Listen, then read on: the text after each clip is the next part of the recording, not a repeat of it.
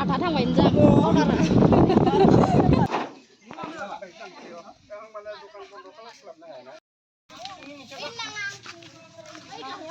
Tuh, gue sudah tuh.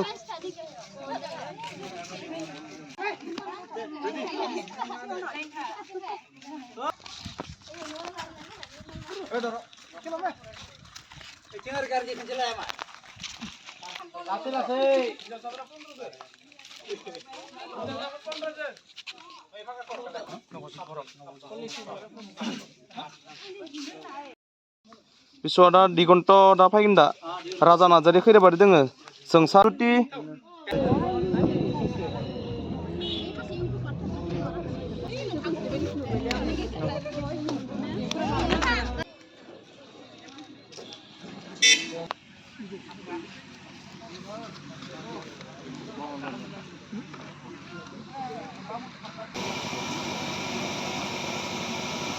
Pas, nah?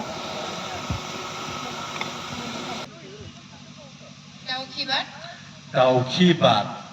Akai kopya tungzeng senai. Last group.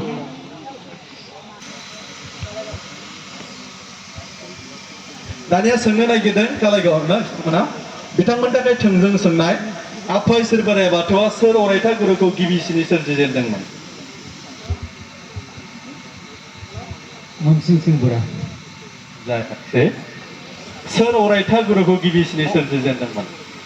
Pas, bagaimana question?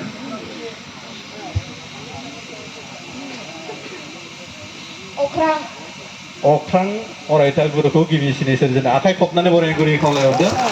बे समाव जोंनि सोंगाब सोंनाय बादायनायनि सेथि राउन्डआ जोबनानै थांबाय दा बेनिनो स्कर महरै ग्रुप ए आ मोननो हादों गासै 25 आखाइ खबना बोराय गुरै खालायहरदो दिमाकुसि ना बान्था मोनदोंमोन जोंहा सोर मोनदों प्रमद चन्द्र मदाराम ब्रह्म बिथाङा बर'फोरनि गेजेराव गिबिसिनै पद्मश्री बान्थाखौ मोननो हादोंमोन मदाराम ब्रह्म बिथाङा दा सोंनाया जाहैबाय पद्मश्री बान्थाया भारतनि मान थाखोनि बबे थाखोनि बान्था दा सिभिलाइजेसन जोंहा हाई सिभिलाइजेसन एवार्ड दङ सेथि नैथि थामथि बिनिनो बबे थाखोनि बियो बान्था पद्मश्री बान्थाया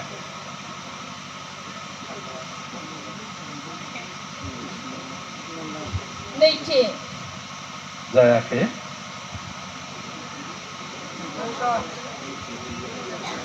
सेथि नङा थामथि जायाखै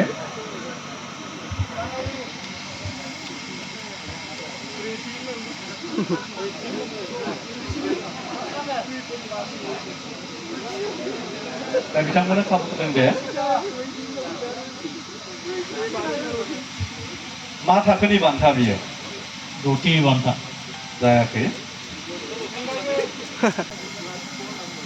दानिया सोंदों there shall be a president of India in which article Indian constitution said this दानिया भारतनि बबे मोनसे संबिजिरनि दफायाव भारतआव सासे हादरगिरि थागोन बे बाथ्राखौ रोखायै फोरमायनाय दङ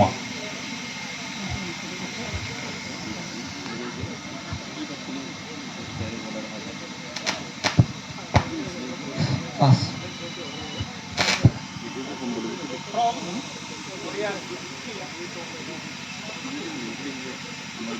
दिमाकुसि बियाब आखाइ खोबनानै गुरै खालामबाय खनसेबाव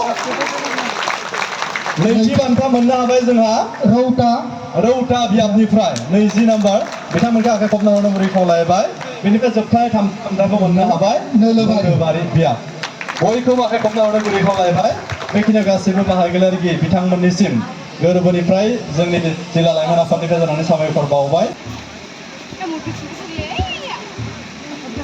बाहागो लाफैनो गुरै खावलायबाय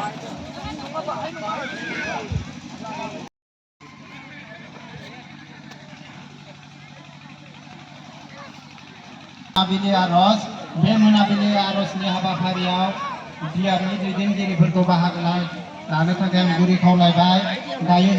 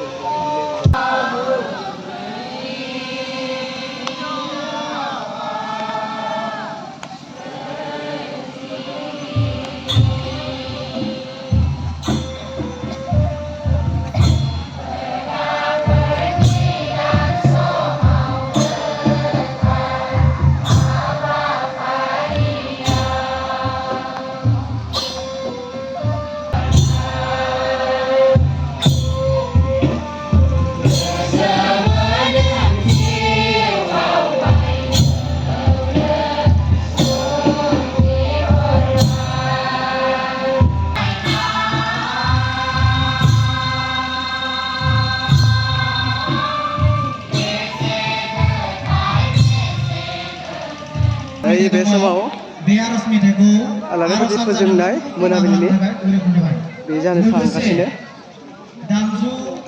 नै बयबो सिगाङाव गसंबाय नैबेनो लोगोफोर बेहायनो सिबियावनिफ्राय सा सिबियारि थान्दै बिथांमोनखौ आलारि फोजोंनो थाखाय खावलायदों एसे खोमसि नुनो हागौ मानो होनब्ला नैबे सिगांथिं लाइट गैया खोमसि नुदों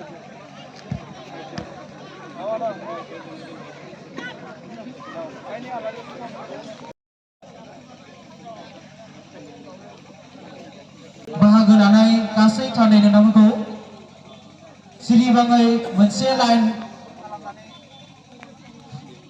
साजायनानै खावलायबाय मानगोनां गाहाय नेहाथारि मुस्रि राजेन बसुमतारी सार बिथांखौ जोंनि गेजेराव सिनायथि लानो थाखाय आं गुरै खावलायबाय आरो बिथांखौ गांसे आर'नाइजों बरायगोन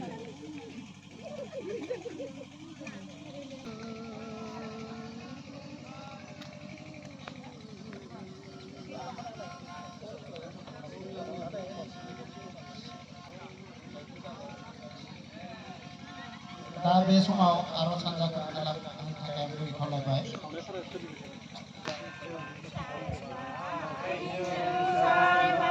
दा बे समाव आलारि बाथिखौ फोजोंनो थाखाय जोंनि दैदेनगिरि बिथांमोनखौ खावलायबाय जय आफा इसोर बाथौनि जय मुलुगनि थाखाय आलारि बाथि फोजोंनायनि थाखाय जय आफा इसोर बाथौनि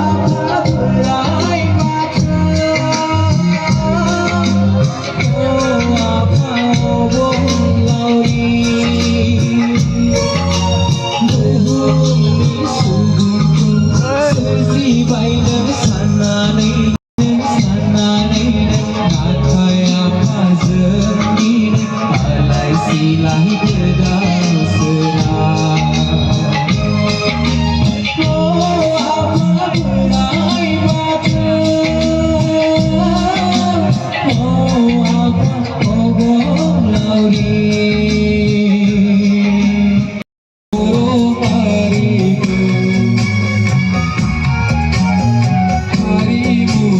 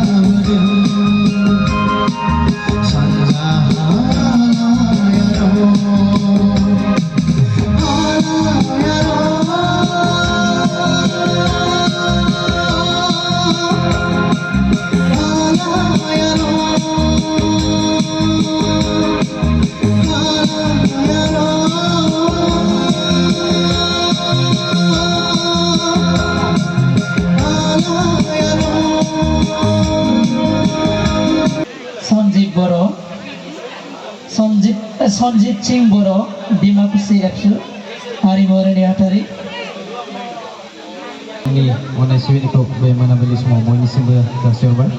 जोंहा 32थि लाइमोन सावराय जथुमा दुलाराय बाथौ गौथुम उदालगुरि जिल्ला लाइमोन आफादजों खुंजानाय बुंथिगिरि बिथाङा अरां बियाबनि इयुनसा बर'।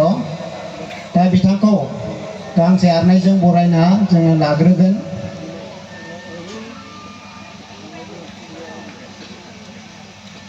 साबायखर थाबाय बिथांनिसिम जोंनि गेजेराव सिनायथि होनायनि थाखाय। दा दिनैनि बे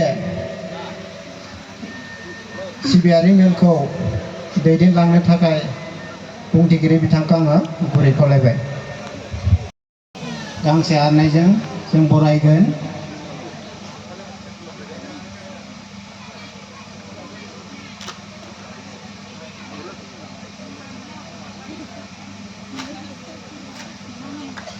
साबायखर थाबाय बिथांनिसिम सिनायथि लानायनि थाखाय। आरो दिनैनि बे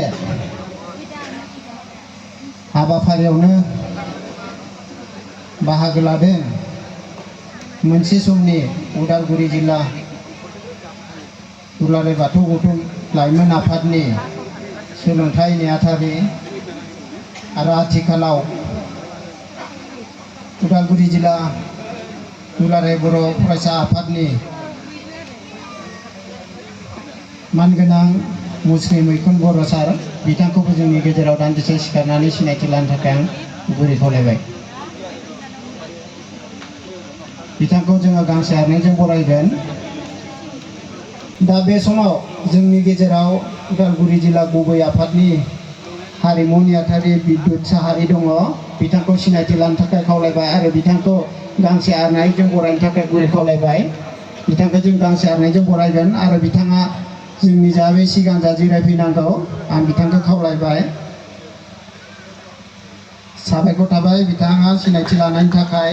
दा बे समाव बियाबनिफ्राय सफैनाय बिबानगिरि बिथांमोनखौ जोंनि लोगो नेहाथारि आनन्द बसुमतारिया सिनायथि होगोन। दा बे समाव बिथांखौ सिनायथि होनो थाखाय आं गुरै खावलायबाय। साबायखर थाबाय नि गेजेरजों जोंनि बाथौनि मोनफ्रोमबो खना खनला जानाय जाथायफोरखौ फेसबुकनि गेजेरजों बिथाङा फोसावबाय थायो। बिथांनि मुङानो जाबाय असिन मोसाहारि। बिथांखौ आरसिनिफ्राय गांसे आर'नाइजों मान बावहोनो थाखाय बे समाव गुरै खावलायनाय थाबाय। अननानै सिनायथि लाखिनो थाखाय असिन मोसाहारिखौ गुरै खावलायनाय थाबाय। असिन मोसाहारि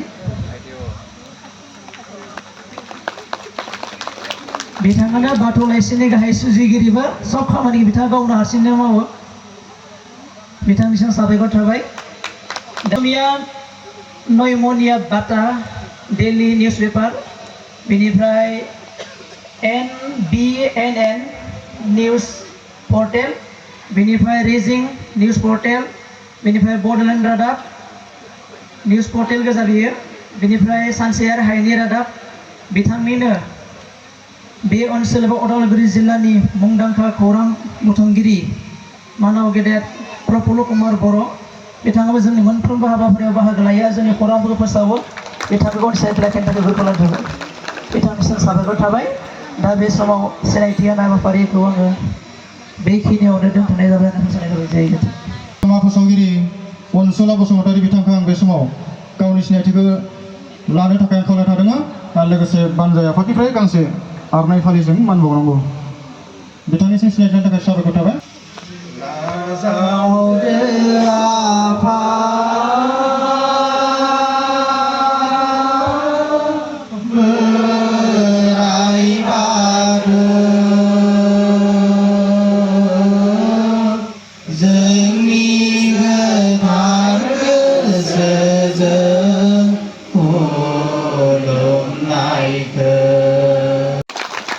बेखौ जोङो रिजाल्ट होखांनायनि उनाव माब्ला खालामो बेखौ जोङो रायज्लायनानै उननि समाव खालामनाय जागोन। बेयाव जास्ट दहायबो बुंखादों जोङो बानजायनायनि हाबाफारिखौल' मावनांगोन।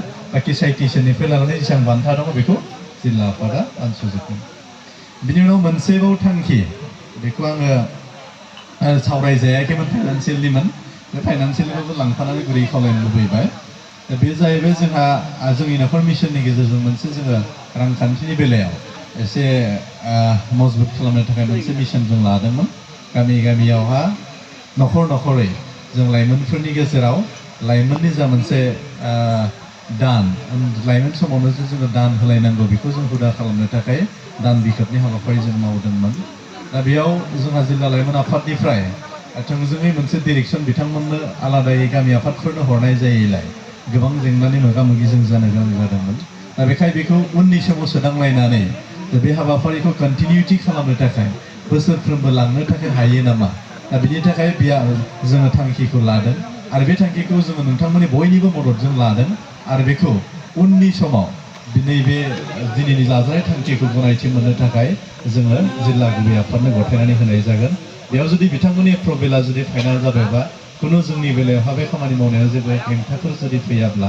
बेखौ जोङो थांखि महरै गनायनानै आजावना लानायनि बाथ्राखौ सानगोन अब्ला फैगोन बोसोरावबो बियो थांगोन बेखिनिखौ बुंनो लुबैदों जोंहा फैगोन बोसोराव थांनाय बे खामानियावहा जुदि एप्रभेल जाखांनायनि उनाव जोङो मोनसे एग्जिकिउटिभ मिटिंनि गेजेरजों मोनसे फाइनाल डिसिसन लागोन बिनि टारगेट माबाफोरा पार्सेन्टेजफोरा जोङो 30% लांनाय जागोन ना 40% माबा मोनसे बारायनाय जागोन बेखौ एप्रभेल मोनखांनायनि उनावसो बे हाबाफारिखौ जों मावनो होननानै जों नोंथांमोननो फोसावबाय आरो बेवहाय जोङो जि मोनसे दिनै नोंथांमोना गथायबाय बेनि थाखाय नोंथांमोननि गिबि गिबियाव साबायखरखौ आङो बावदों जिल्ला लाइमोन आफादनि जानानै जिहेतु नोंथांमोना जिल्लाया थिननाय लेखा जा मोनसे बे खाम राननाय एनभलप राननाय हाबाफारिखौ मावनानै जोङो रांखान्थि जा जोङो दिनै गथायबाय बेखौ जों स्मुथ पलिसिजों मोनसे प्लेनिं जों खालामदों जुदि माबाया जुदि जोंहा अनजिमाया जुदि बुरजा जायोब्ला बेखौ मोनसे बेंक सिस्टेम खालामनानै डिपजिट सिस्टेम खालामनानै बेजोंनो जोङो आफादखौ सालायलांनायनि माखासे स्ट्रेटेजि जों लादों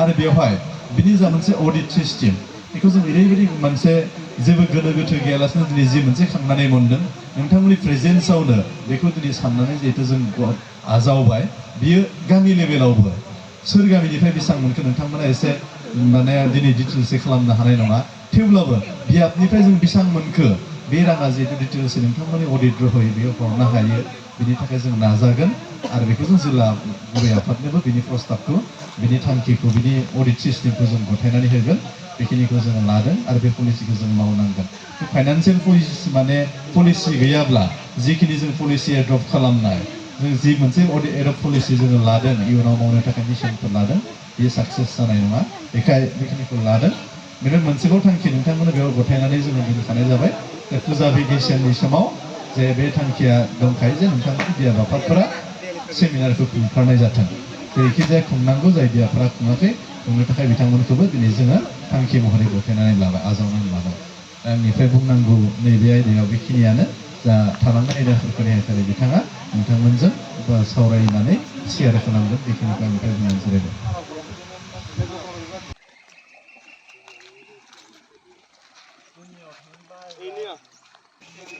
थामजिनैथि लाइमोन सावरायमा जथुम दिनै नैथि सान जोबथा सान गेवलां मेलनि सान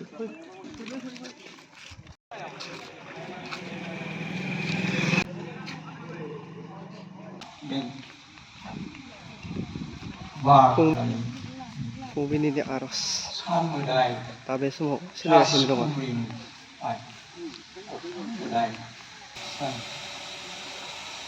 जथुमनि नैबे नैथि साननि थामथि हाबाफारि आर'जनि नैबे समाव आंखौ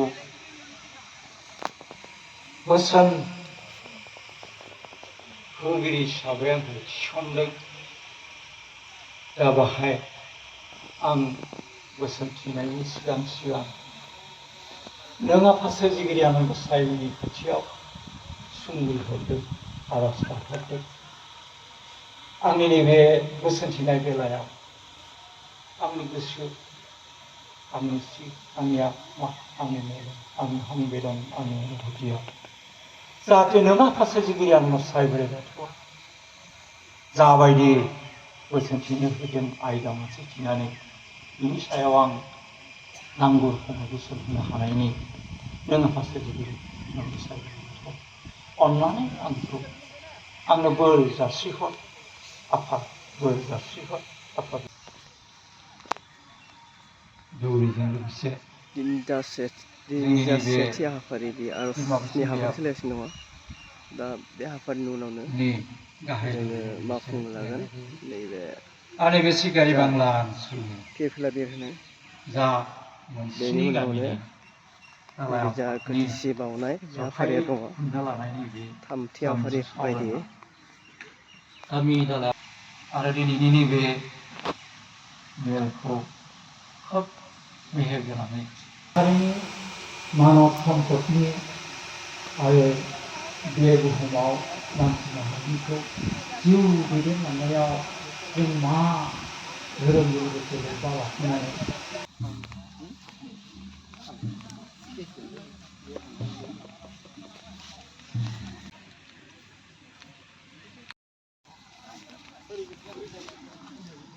थानांला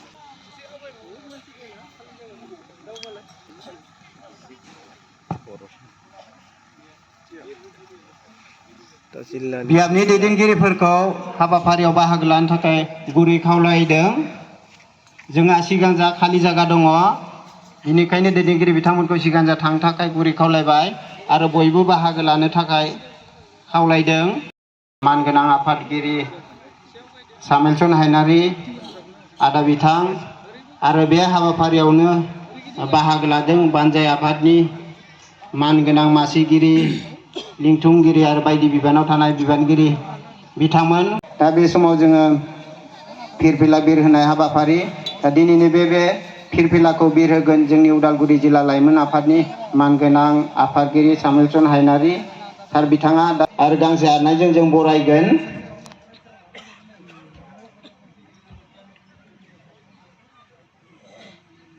साबायखर थाबाय सारनिसिम सिनायथि लानायनि थाखाय दा बे जोङो फिरफिला बिरनाय हाबाफारियाव बिथांखौ आवगायनो थाखाय आङो गुरै खावलायबाय आरो लोगो आफादगिरि तुरुम बसुमतारीखौ हेफाजाब होनो थाखाय आं गुरै खावलायदों टिपेन बसुमतारी बिथांखौ हेफाजाब होनो थाखाय आं गुरै खावलायदों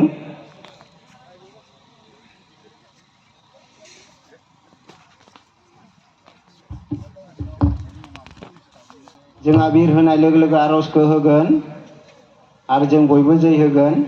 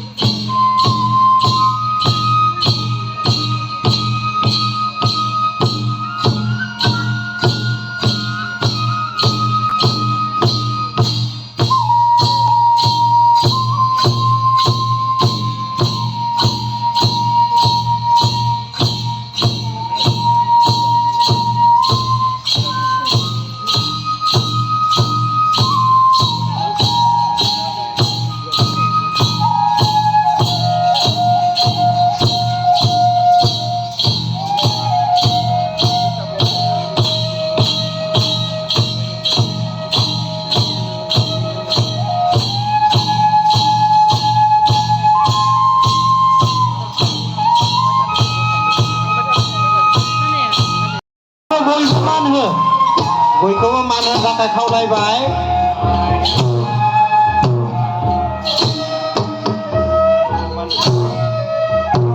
जय आफा बोराइ बाथौनि जय जय आफा बोराइ बाथौनि जय जय आफा बोराइ बाथौनि जय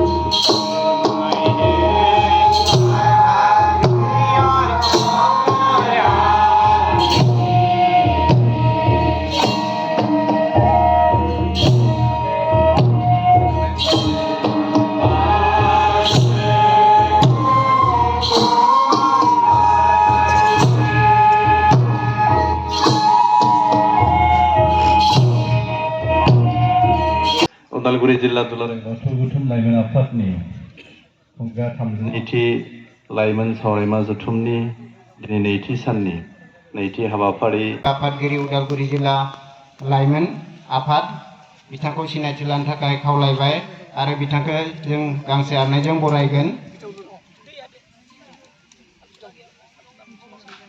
दा बे समाव बिथांखौ लोगो लोगो बे गोथैसि बावनाय हाबाफारिखौ मावफुंनो थाखाय आं गुरै खावलायबाय।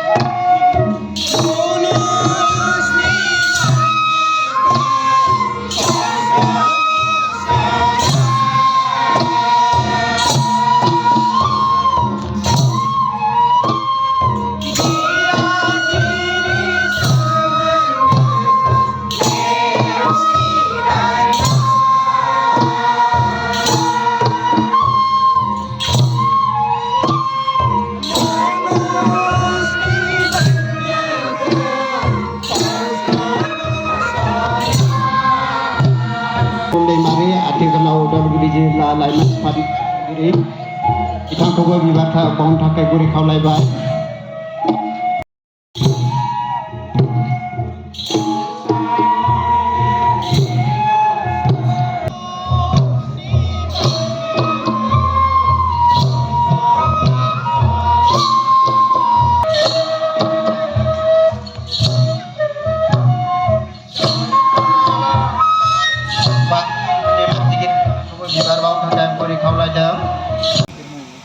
लोगोसे उदालगुरि जिल्ला दुलाराय बाथौ गौथुमनि लाइमोन आफादनि मानगोनां गेदेमा आफादगिरि मानगोनां बिथां खावलायनायाव सफैनो हादों doctor Sudem Narzary MBBS MD medicine specialist सार बिथांखौ जोंनि जौसाङाव फैनानै जोंनि सिबियारिफोरनि सिगाङाव गावनि सिनायथिखौ होनो थाखाय खावलायबाय।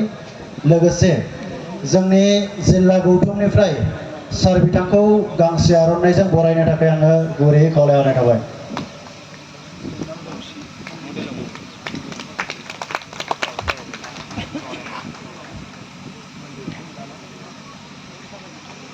बयबो अनसायहरगोन। साबायखर। सार बिथांखौ जिरायनो थाखाय खावलायबाय।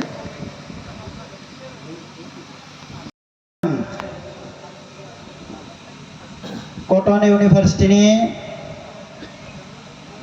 आर्किअलजि डिपार्टमेन्टनि एसिस्टेन्ट प्रफेसार फरायना जौगाथि बसुमतारी मेडाम बिथांखौबो जोंनि जौसाङाव फैनानै गावनि सिनायथिखौ होनो थाखाय खावलायदों। लोगोसे जोंनि जिल्ला गौथुमनिफ्राय गांसे आर'नाइजों बरायनो थाखाय आङो गुरैयै खावलायहरदों।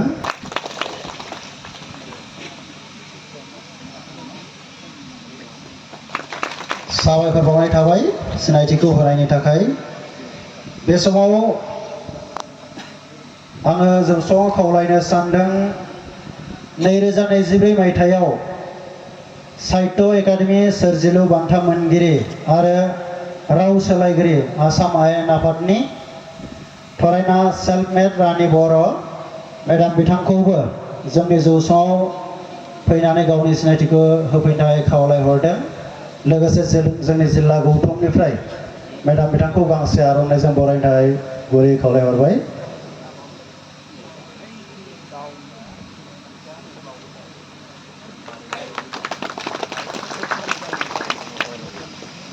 साबायखर थाबाय सिनायथिखौ होनायनि थाखाय। जोंनि बर'नि माहारियारि आफाद उदालगुरि जिल्ला दुलाराय बर' फरायसा आफादनि मानगोनां गाहाय नेहाथारि सार बाबुल बर' सार बिथांखौबो जोंनि जौसाङाव फैनानै गावनि सिनायथिखौ होफैनो थाखाय खावलायदों। लोगोसे गांसे आर'नाइजों बिथांखौ बरायनो थाखाय आङो जोंनि जिल्ला गौथुमखौ खावलायहरदों।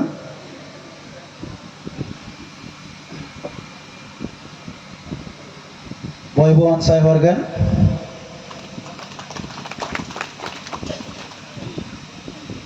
सावरायनो लुबैदों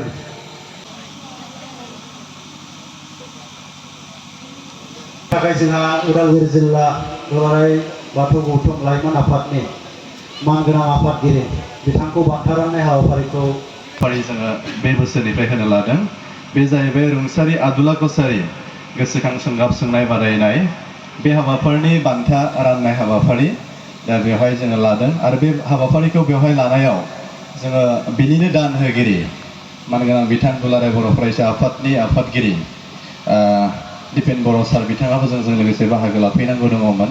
बिथाङा माखासे प्रग्राम शेड्युल थानायलाय बे हाबाफारियाव मेसेजनि गेजेरजों बाहागो लानो हानाय नङा। बे बिथिंखौ बिथाङा जोंनो फोरमायदों आरो बिनि जायगायाव दुलाराय बर' फरायसा आफादनिनो मानगोनां लेङाइ नेहाथारि बिथां आनन्द दैमारि सार बिथाङाबो बाहागो लाफैनांगौ दङमोन। बिथाङाबो गुबुन मोनसे मुखुब इमारजेन्सि मिटिं ओंखारनायलाय बे हाबाफारियाव बिथाङा बाहागो लाफैनो हानाय नंला। बिनि थाखाय बिथाङा निमाहा बिहरबाय। दा नैबे बान्थाखौ जों मैयाबो फोसावदों आं दिनैबो फोसावनो लुबैदों। जा रुंसारि आदुला कसारी गोसोखां सोंगाब सोंनाय बादायनाय बे हाबाफारिया बे बोसोरनिफ्राय जागायनानै लाइफ टाइम जाय बिथाङा दान होलांबाय थागोन बेखौ जोङो फोसावदों। बान्थानि अनजिमाया जों बयबो मिथिगौ। सेथि बान्थायाव 5,000, नैथियाव 3,000 आरो थामथियाव जोङो 2,000 जोङो देग्लाय स्टार्टिंनिफ्राय खालामदों। उननि समाव बारायनानै होगोन बे बाथ्राखौ जोङो दान होगिरि मानगोनां बिथाङा जोंनो फोसावदों। दा बेखाय जोङो बान्थाखौ होनो थाखाय आङो गुरैयै फोसावनानै आङो खावलायगोन। जोंनि गेजेराव नोगोद 5,000 रां फार्स्ट बान्था सेथि बान्थाया आरो बेजों लोगोसे मोनसे डेम' चेक थागोन। बेनिफ्राय जोंहा रुंसारि आदुला कसारी बिनि सारादुआव दिहुननाय गांसे बिसम्बि बेखौबो जोङो बिथांमोननो गथायगोन। दा सेथि बान्थाखौ मोननो हादोंमोन डिमाकुसि बियाबनिफ्राय बिथांमोना सेथि बान्था मोननो हादों। दा बिथांमोनखौ बान्थाखौ आजावफैनो थाखाय आं गुरै खावलायगोन आरो बे बान्थाखौ जोंनि लेंहरजानाय मानगोनां आलासि उदालगुरि जिल्ला दुलाराय बर' फरायसा आफादनि गाहाय नेहाथारि मानगोनां बिथां बाबुल बर' सार बिथांनि आखाइनिफ्राय जों दैथायनो थाखाय हरनो थाखाय आखायाव लादों।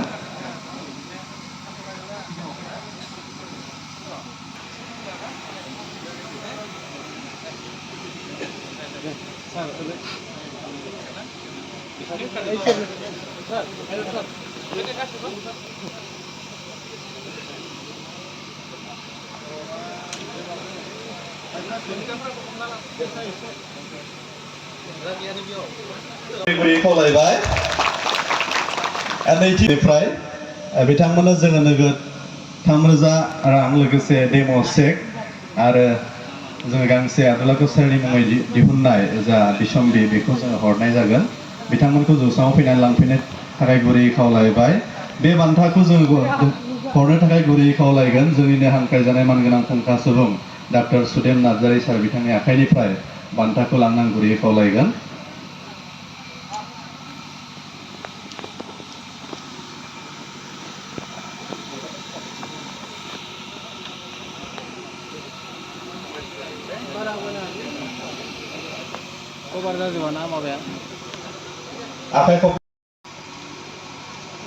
बियाबनिफ्राय जोङो नोगोद 2000 रां लोगोसे डेम' चेक बे बान्थाखौ हरनो थाखाय आं गुरै खावलायगोन जोंनिनो हांख्रायजानाय फुंखा सुबुं फरायना जौगाथि रामसियारि एसिस्टेन्ट प्रफेसर कटन इउनिभार्सिटि लोगोसेयैनो फरायना सेल्फ मेड रानि बर' सानैखौबो जयै बान्थाखौ हरनो थाखाय आं गुरै खावलायबाय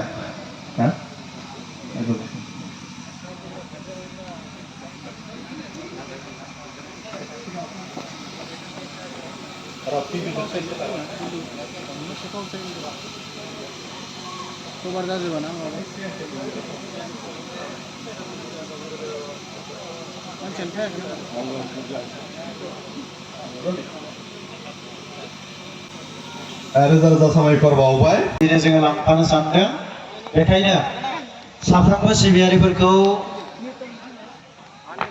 बायजोआव उरां फारां थायाब्लानो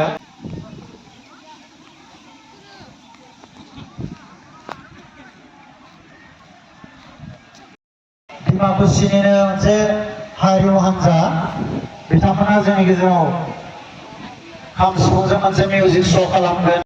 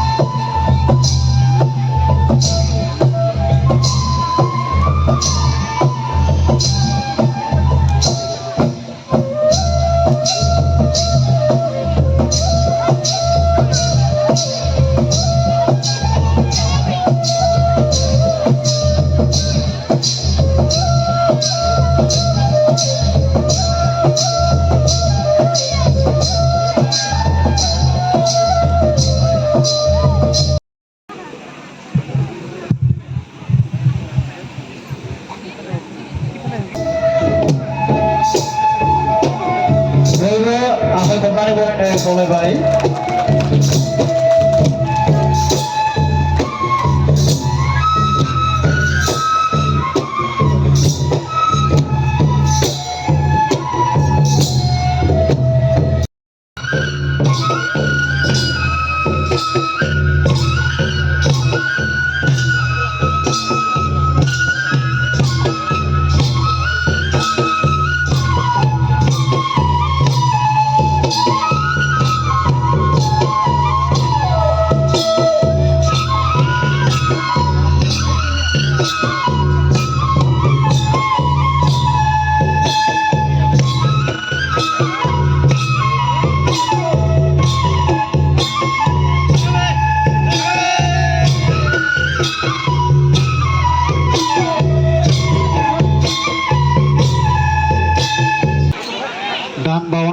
आजावनाय बे हाबाफारि मोनसे दङ बे दान बावनाय आरो आजावनाय हाबाफारियाव जोंहा हाबाफारियाव थाखानाय बायदियै दान बावजेनगिरि आलासि गेदेमा बिथाङा जोंनि गेजेराव नुजाथिफैनांगौमोन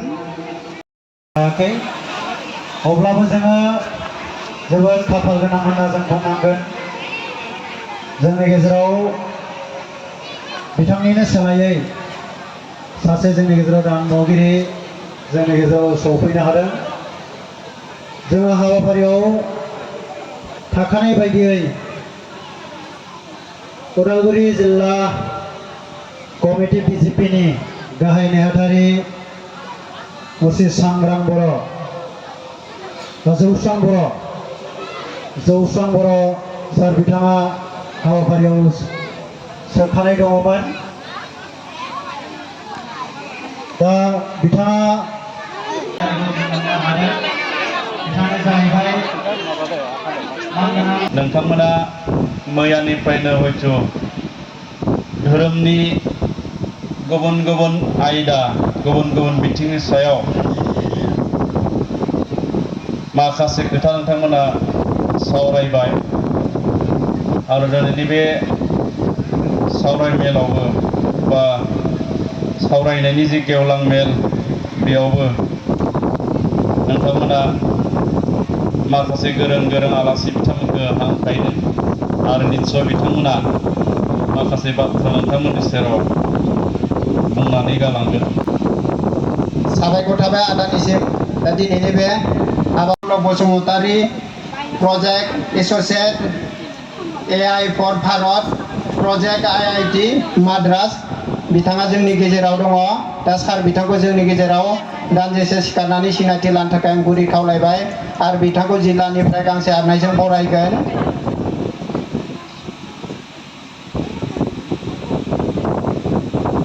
साबायखर थाबाय सारनिसिम सिनायथि लानायनि थाखाय दा दिनैनि बे हाबाफारियावनो बाहागो लादों दिनैनि बे हाबाफारियावनो जोङो जर'खा आलासि हिसाबै जोङो मोननो हादों बिथाङानो जाहैबाय उदालगुरि जिल्ला गुबै आफादनि मानगोनां मुस्रि गबिन्द चन्द्र बर' आफादगिरि उदालगुरि जिल्ला दुलाराय बाथौ गौथुम सार बिथांखौबो जोंनि सिगाङाव सिनायथि लानो थाखाय गुरै खावलायबाय आरो बिथांखौबो जिल्लानिफ्राय गांसे आर'नाइजों बरायगोन साबायखर थाबाय सारनिसिम सिनायथि लानायनि थाखाय आरो दिनैनि बे हाबाफारियावनो बाहागो लादों हांख्रायजानाय माननि आलासि हिसाबै जोङो मोननो हादों बिथाङानो जाहैबाय मुस्रिमा अनसुमै खाख्लारि आफादगिरि माइनाव आफाद दुलाराय बाथौ गौथुम बिथांखौबो सिनायथि लानो थाखाय गुरै खावलायबाय आरो बिथांखौबो गांसे आर'नाइजों बरायगोन साबायखर थाबाय आरो दिनैनि बे हाबाफारियावनो बाहागो लादों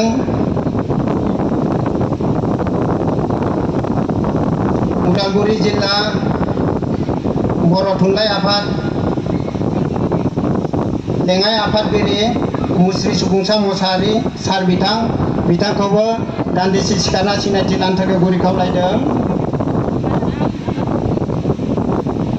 साबायखर थाबाय दा बे समाव साबायखर थाबाय बिथांनिसिमबो आरो दिनैनि बे हाबा साबायखर थाबाय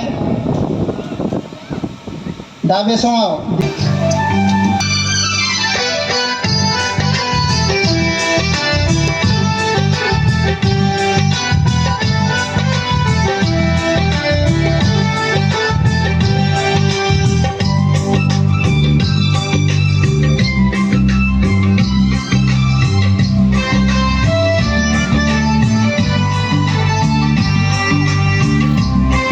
जों जिल्ला लाइमोन आफादा खावलायनाय लेखा खाफाल गोनाङै मोननो हानाय project associate AI for Bharat project IIT माद्रासनि बिथां मानगोनां डक्टर प्रफुल्ल बसुमतारी सार मानगोनां बिथांखौ आयदानि सायाव जों बिबुंथि लाखिनो थाखाय गुरैयै खावलायनाय थाबाय उदालगुरि जिल्ला लाइमोन आफाद दुलाराय बाथौ गौथुम बेखौ बिथाङा आफादगिरि बावैसो आगोलाव बे मेहेरगोनां गेवलां मेलखौ बेखेवना होलांनाय जोंनि लिंथुमगिरि आरो बायदि बिबानाव थानाय बिबानगिरि बिथांमोन बेयाव हांख्रायजानानै लाबोजानाय मानाव गेदेर